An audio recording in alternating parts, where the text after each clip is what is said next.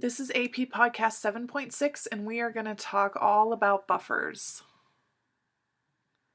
So the first thing you need to know about buffered solutions is that a buffered solution is called that because it can resist a change in pH. So we can add acids and we can add bases, but the pH doesn't change much.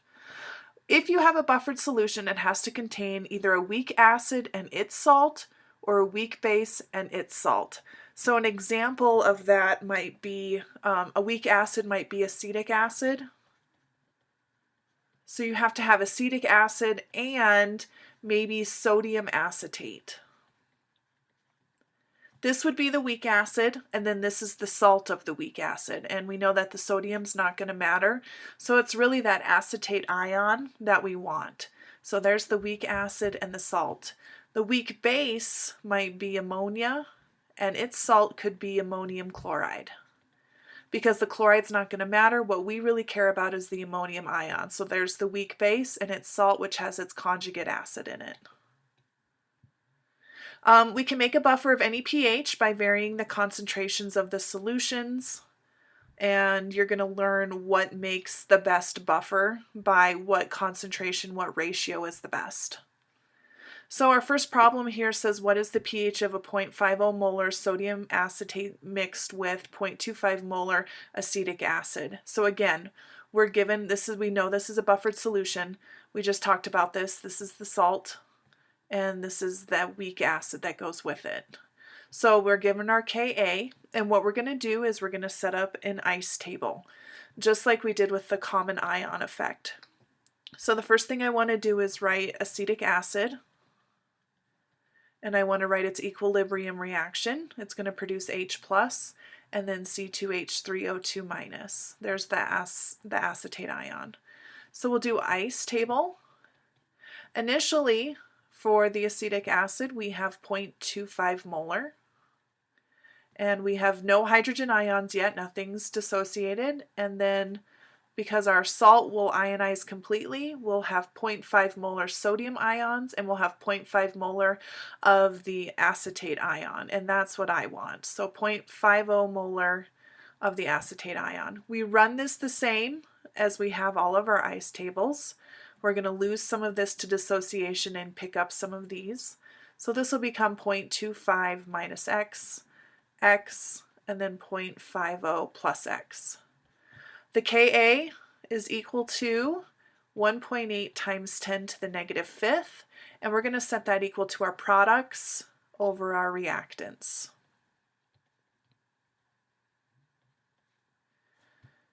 And just like we did before, when this was x squared on top and we had just this value on the bottom, to make our lives easier with math, and because this plus x and minus x are not going to affect the concentrations very much, we're going to ignore them. So this is going to become x times 0.5 over 0.25. So I got rid of the plus x on top and the minus x on the bottom. When I do all of that, I find x. X is the hydrogen ions concentration, and it comes out to be 9.0 times 10 to the negative sixth molar. And this one is asking me to calculate the pH, so I go one step further. If I take the negative log of this, your pH ends up being 5.05. And that's what they were asking me to find. So again, this was a buffered solution, and we know it was a buffer because we were given a weak acid and its conjugate salt. So that's an example. They're set up identical to a common ion effect calculation. So the Henderson-Hasselbalch equation makes life a lot easier when we're trying to calculate the pH of buffers. It means we don't have to do ice tables. Yay! What you're going to do is you're just going to plug it into this formula. And the formula is this. The pH of your buffered solution is equal to the pKa plus the log of the concentration of the base divided by the concentration of the acid. So all that is together. That is the Henderson-Hasselbalch equation. The pH, remember, is the negative log of the H plus, which means the pKa, if we wanted to rewrite this out a little bit more, is the negative log of the Ka value. So anytime you see this lowercase p in front, it means take the negative log of whatever comes next. So the POH is the negative log of the hydroxide ion concentration. The pH is the negative log of the H plus concentration. The pKa is the negative log of the Ka. That's just all that P stands for, is take the negative log of it, plus the log. And this is really the same. We could rewrite it one other way. If I wanted to write A minus over, oops, that's an HA. Sorry, that's really hard to read. This is the base because it would accept a hydrogen. This is the acid because it would give a hydrogen. So either of these are acceptable, but that's the Henderson-Hasselbalch equation, and I'll show you how to use it. With practice problem number 2, it says calculate the pH of the following mixtures. So we have 2 different parts to this. Our first mixture has lactic acid mixed with sodium lactate. So here's our weak acid, and here's the salt of the weak acid. Then we have ammonia, which is a weak base, mixed with ammonium chloride, and there's the salt of the weak base. So we're going to do this 2 times. We're going to use the Henderson-Hasselbalch to show you how easy this is. So I don't even have to do an ice table or anything. The only thing I need to make sure of is that I have concentrations of my acid and my base. So the lactic acid is going to be the acid when I plug it into the Henderson-Hasselbalch equation. The sodium lactate, what I really care about is the lactate ion. That is the base. But because this ionizes completely, it's a salt, the 0.25 molar is going to go with the sodium ions, and the 0.25 molar is also going to go with the lactate ions, which is what I care about. So all I'm going to do is I'm just going to plug this in. pH equals, the next part was the pKa, so negative log, they gave me a Ka, 1.4 times 10 to the negative 4th, plus the log of, and then I do the concentration of the base on top, and that's this lactate, so I'm going to put the 0.25 on top, divided by my acid, which was the 0.75 molar, and then I just plug that whole thing into my calculator, and what I end up with is the pH. So in this case, the pH is going to be 3.38. That is it. No ice tables, no anything like that. No solving for x and then doing the negative log of it. All you do is plug it into this equation. It's pretty slick. So this next one is a little bit different because we're given a weak base and it's salt. So what we're going to have to do is watch out. They gave us a Kb, but we know in the Henderson-Hasselbalch equation I have to use a Ka. So the first thing I want to do is convert my Kb to a Ka, because that's what has to get plugged in. So I take the Kw, which is 1.0 times 10 to the negative 14th, and I divide by my Kb. That's going to give me my Ka. And when I do that, I end up with 5.6 times 10 to the negative 10th. And then it just becomes a matter of plugging it into that equation again. So pH equals negative log of my Ka, which I just found, plus the log of my base, and in this one the ammonia is my base, and the ammonium ion right here is going to be the acid, because we know the ammonium ion is going to give one of its hydrogens away. So the base's concentration is 0.25 molar, and then the acid's concentration is 0.40 molar. Again, take that whole thing, plug it into the calculator, and what you come out with is a pH of 9.05. And that makes sense because this is a base. We should have a basic pH. All right, buffer capacity. The pH of a buffered solution is determined by the ratio of the base to the acid. And then as long as that doesn't change much, the pH isn't going to change much. And you can see how we'll be able to tell when we add things how the pH is going to change. We'll do those BCA tables again. What we know though is that the more concentrated your base and your acid are, the more H plus and OH minus they'll be able to absorb without the pH changing a whole lot. So that means that if you have larger concentrations of your weak acid in its salt or the weak base in its salt, you're going to have a bigger buffer capacity. Your buffer is going to be able to absorb more H plus and OH minus. So bigger concentrations is a better thing. The best buffers have a ratio of the base to the acid that's equal 1. So maybe you have a 0.5 molar here and a 0.5 molar here. You want these to be the same concentrations. Those give you the best buffers.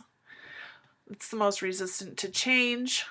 And what we know then is if our ratio, that base to acid ratio, is equal to 1, then the pH is going to be equal to the pKa of that solution. Because if we take the log of 1, we're going to get 0. So the end of that Henderson-Hasselbalch, where it says plus the log of the base over the acid, that essentially just goes away. So we're really just left with the pH equals the pKa. So practice problem number 3. It says calculate the change in pH that occurs when 0.010 moles of hydrochloric acid is added to 1 liter of each of the following, and they give us a Ka. So the first solution they're giving us is 5 molar, this HAC. You have it written out on your paper, but that stands for acetic acid, and this would be sodium acetate. And then the second solution is 0.05 molar acetic acid and 0.05 molar sodium acetate. So these are both good buffers. Their concentrations of the base and the acid are the same. But what we should see is that solution A right here should have a smaller pH change because the concentrations are higher. So what we're going to do is work each part at a time. Part A, I want to calculate the original pH so that I can compare once I determine what happens when I've added this hydrochloric acid. So the first thing I want to do is calculate the original pH, and I do that using the Henderson-Hasselbalch equation. So pKa, negative log of 1.8 times 10 to the negative fifth plus the log of 5 over 5. So really it's just going to be equal to the negative log of 1.8 times 10 to the negative fifth. And what we get is 4.74. So before I add any of the hydrochloric acid, this is the concentration of my buffered solution. Now I'm going to deal with this hydrochloric acid. I like that they gave me moles, because this is moles, because I don't have to convert to moles using my BCA table. What's also nice and quick and easy about this is it's all in 1 liter. So since the liter is 1, that means my moles are going to equal my molarity. So it's going to make for a quick conversion later on. So what I'm going to do is I'm going to write a BCA table. And I have to think about, what do I really care about the HCl? Do I care more about the H plus or the Cl minus? What's really going to affect the pH? And we all know that the H plus is what's going to affect the pH. The Cl is not going to matter. So then what I think about is the H plus going to react with the acetic acid, or is the H plus going to react with the acetate ion? Because again, we're really ignoring the sodium. We really care about the acetate ion. And what I know is that the acetate ion is going to be able to absorb the H plus, because when they go together, they form acetic acid. So how I'm going to write this is I'm going to put the acetate ion over here plus the hydrogen ion, because this is the reaction that occurs when we add that HCl. This is going to go to completion. All that hydrogen ion is going to get consumed by the acetate ions, and that's going to produce acetic acid. So I've got to do my BCA table first in order to determine what my new concentrations of the acetate ion and acetic acid are.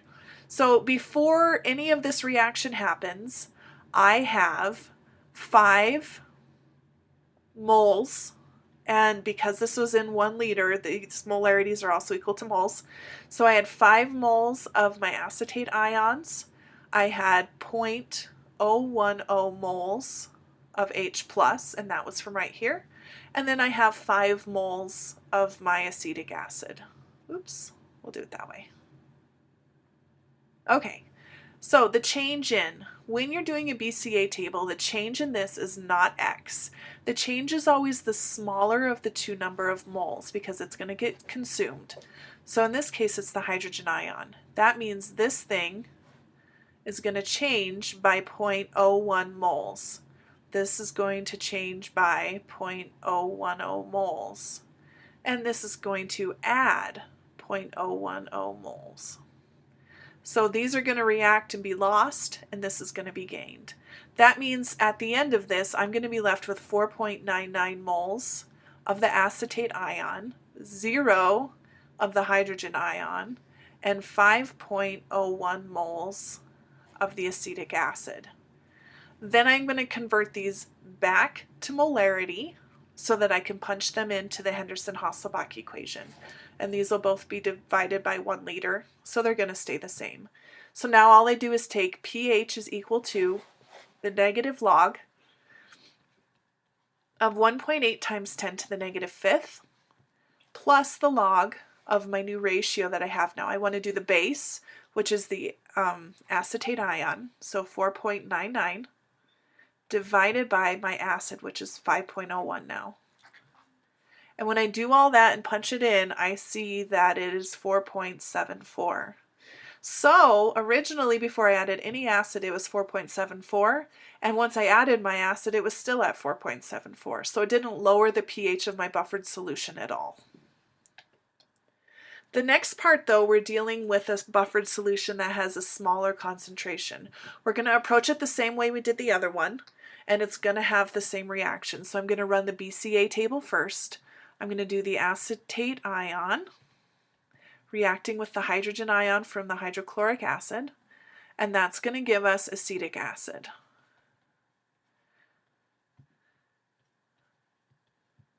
Before anything happens, this is 0.050 moles, this is 0.01, and this is 0.050 moles. So my beginning my beginning moles of the acetate ion and the acetic acid are a lot smaller. This is still smaller though, so it's still going to be minus 0.010, minus 0.010, and plus 0.010. This is going to turn into 0.060, nothing. Nope, did that the wrong way. This is going to turn into 0.040, and this will be the 0.060.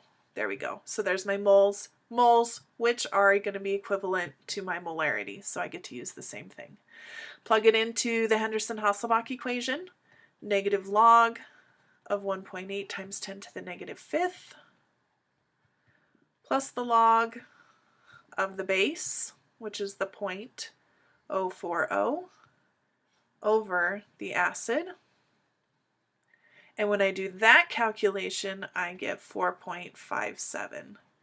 So the original pH of this solution is going to be the same as the other one. And the reason it's going to be the same is because this ratio is 1 to 1. They're going to cancel out. So the original pH is still 4.74, just like the last solution. But in this case, because these concentrations are smaller, you can see that the change in concentration is going to be greater. It's going to affect this ratio, which means that with the addition of this hydrochloric acid, we're going to see the pH drop a little bit more. It's going to become more acidic. It still isn't a huge change, but we do see a change in this one because of the lower concentrations. So practice problem number 4. We're doing this one because the math is not as nice in terms of the moles do not equal the molarity, and this one we have to do some calculations with it. So we're going to have to calculate the new concentrations of these two species. We have hypochlorous acid and we have potassium hypochlorite. So this is our weak acid and this is our salt. And what we're going to do is have to calculate the new concentrations of these. So the new concentration of the HOCl, what I'm going to do is I'm going to figure out how many moles were in the original solution. So for this, it's going to be 0.5150 molar is equal to some number of moles in 0.025 liters.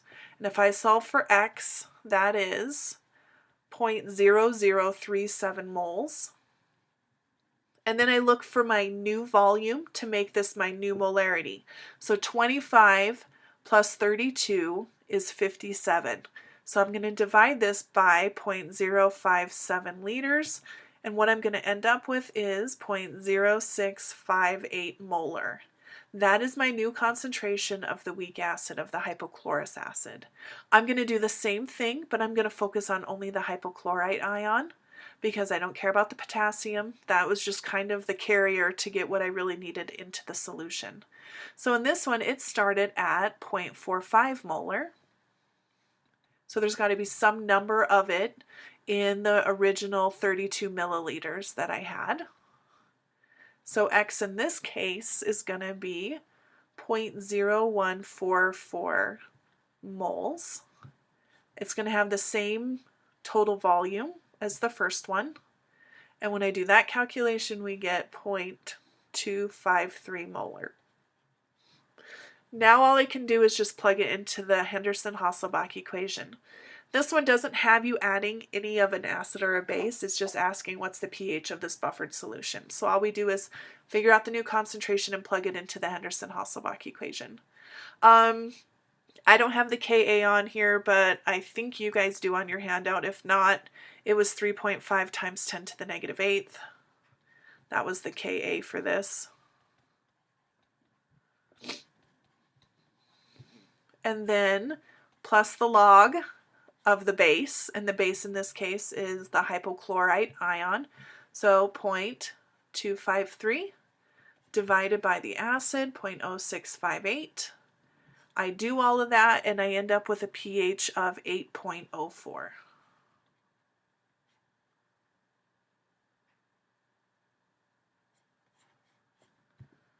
And that is it.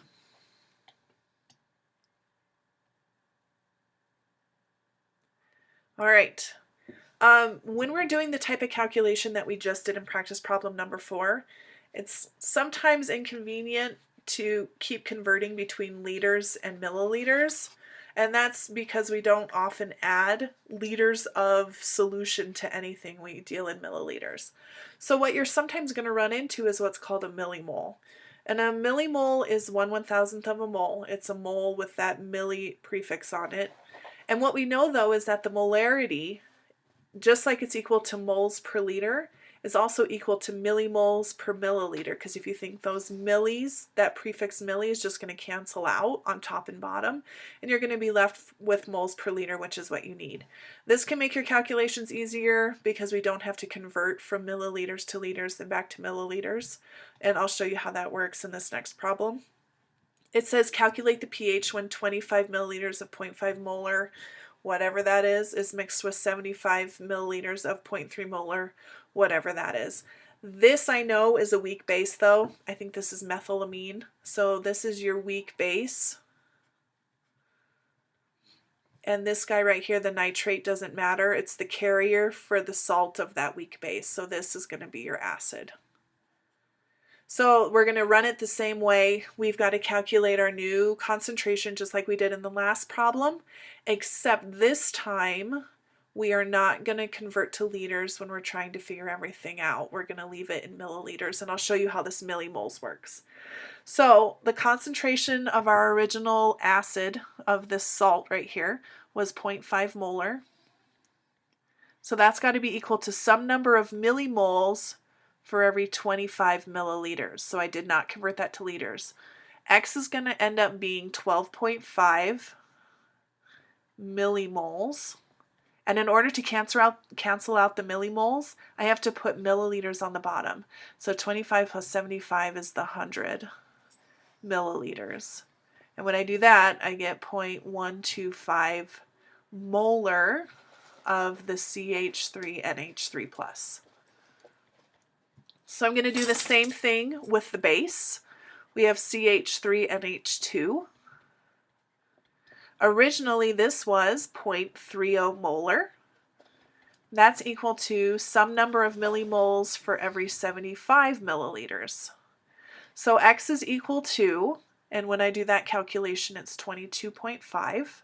So 22.5 millimoles, again divide by 100 milliliters, and we end up with 0.225 molar of the weak base, the CH3NH2. And then it just becomes the Henderson-Hasselbalch equation again. pH equals negative log of the pKa. Well, darn it, I don't have the pKa, but I can just write it in here like this and we can punch it into our calculator. Kw divided by the Kb they gave us.